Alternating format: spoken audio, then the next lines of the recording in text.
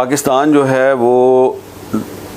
دنیا کے 10 ان ممالک میں شامل ہے جو صحافیوں کے لیے بہت ہی خطرناک ہیں، اور ابھی سے نہیں، پاکستان پچھلے کئی سالوں سے صحافیوں کے لیے بہت خطرناک ملک ہے، اس لیے کہ یہاں پہ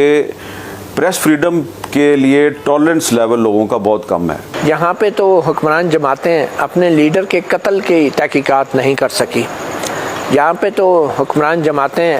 اپنے لیڈر کے خلاف ہونے والی سازش کا پتہ نہیں چلا سکی،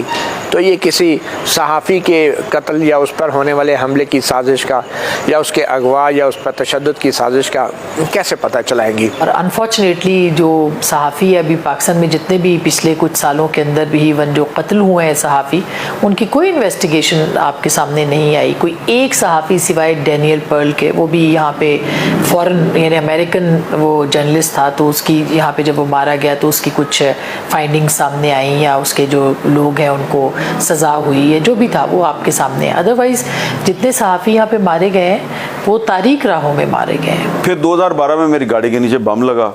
وہ ایک اور ایکسپیرینس تھا۔ اب جناب اس کے بعد یہ ہوا کہ جناب میرے پہ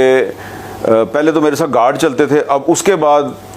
پھر میں نے بلٹ پروف گاڑی جو ہے وہ اس میں موو کرنا شروع کر دیا۔ ایک اور عذاب آ گیا آپ پہ، بلٹ پروف گاڑی جو ہے اس پہ موو کرنا بہت ہی مشکل کام ہے۔ پھر 2014 میں میرے پہ اٹیک ہو گیا کراچی میں، تو اس کے بعد سے آپ یہ سمجھیں کہ میں نے کافی عرصے تک اپنا جو گھر ہے وہ چھوڑ دیا ہوا تھا، اور میں نے اسلام آباد میں 2 ڈیفرنٹ جگہ جو ہے وہ کرائے پہ لی ہوئی تھی۔ ایک رات میں ایک جگہ پہ سوتا تھا، دوسری رات میں دوسری جگہ پہ سوتا تھا، تو یہ بڑی مشکل زندگی ہوتی ہے، اور شاید اسی لیے میں یہ سمجھتا ہوں کہ ہمارے بہت سے کولیگ جو ہیں جب ان کو ایسی صورتحال کا سامنا ہوتا ہے تو وہ پھر پاکستان سے باہر چلے جاتے ہیں۔ اگر تو آپ ریاست اور حکومتی اداروں کی ہدایات اور پالیسیز کے مطابق جرنلزم کر رہے ہیں تو ایسی جرنلزم تو نہ صرف بہت آسان ہے بلکہ آپ کے لیے بہت فائدہ مند بھی ہے، اور اگر آپ ریاست کے اوپر یا حکومتی اداروں کی کارکردگی کے اوپر یا ان کے رویوں اور پالیسیز کے اوپر یا ان کی غیر آئینی اقدامات کے اوپر تنقید کرتے ہیں تو پھر آپ کے لیے جرنلزم تو کیا، یہاں پہ جینا بھی مشکل کر دیا جاتا ہے۔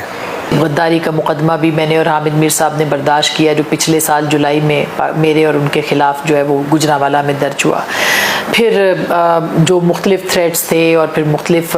لائف تھریٹس، پھر بچوں کے تھریٹس، پھر آپ کو جو ہے وہ ایک طرح سے ڈی فیم کرنے کی کیمپینز، پھر آپ پہ دباؤ کہ نوکری سے نکلوا دیں گے، پھر آپ پہ دباؤ کہ آپ لکھنا بند کر دیں، آپ پہ یہ دباؤ کہ آپ ٹویٹ نہ کریں، آپ کے ٹویٹس کے اوپر اعتراضات۔ تو یہ یہ جو پریشر تھا، یہ میرا خیال ہے کہ بہت بڑا پریشر تھا، بہت زیادہ پریشر تھا۔ ہم جیسے صحافی جو ہیں وہ اپنی کوالٹی آف لائف سے زیادہ اس معاشرے کے عام لوگوں کی کوالٹی آف لائف کے لیے فائٹ کرتے ہیں، اور یہ ہر صحافی کا کام ہے کہ وہ معاشرے کے بے زبان طبقوں کے لیے آواز اٹھائے، ان کا آنکھ اور کان بنے، اور ان کی کوالٹی آف لائف کے لیے اپنے زندگی کا زیادہ وقت گزارے اپنے رپورٹنگ کے ذریعے۔ میں نہیں چاہتا کہ میں کسی کو انکریج کروں، ہاں جی تم جرنلسٹ بننا ہے تو بنو، بہت جناب تمہارا روشن مستقبل ہے۔ ہاں آپ نے جرنلسٹ بننا ہے پاکستان میں، یہ چیز ذہن میں رکھیں کہ اگر آپ سچ بولیں گے، سچ لکھیں گے، آپ کو گولی بھی ماری جا سکتی ہے، آپ کو روڈ ایکسیڈنٹ میں بھی مارا جا سکتا ہے، آپ کو نوکری سے بھی نکال دیا جائے گا، آپ کی فیملی کے لیے پرابلم ہوگے۔ اگر یہ سارے پرابلمز کو فیس کرنا چاہتے ہو، جان ہتھیلی پہ رکھ کے ایک پروفیشن جوائن کرنا چاہتے ہو تو آ جاؤ۔ وے فارورڈ سے فیک ہی ہے، ہمیں لکھنا بولنا چاہیے، اپنے رستے سے نہیں ہٹنا چاہیے۔ ٹھیک ہے، انٹرنیشنلی بہت ساری چیزیں ہیں، بہت ساری قوتیں ہوتی ہیں، جیسے ہمارے بہت سے IFJs ہیں یا جو ہمارے پریس کلبز ہیں، وہ آواز اٹھاتی ہیں، وہ آواز ہی اٹھا سکتی ہیں۔ اس کے علاوہ صحافی نے صرف قلم سے، اپنے کیمرے سے جہاد کرنا ہے یا بولنا ہے یا اپنی لڑائی لڑنی ہے، تو یہ لڑائی جو ہے یہ چلتی رہے گی۔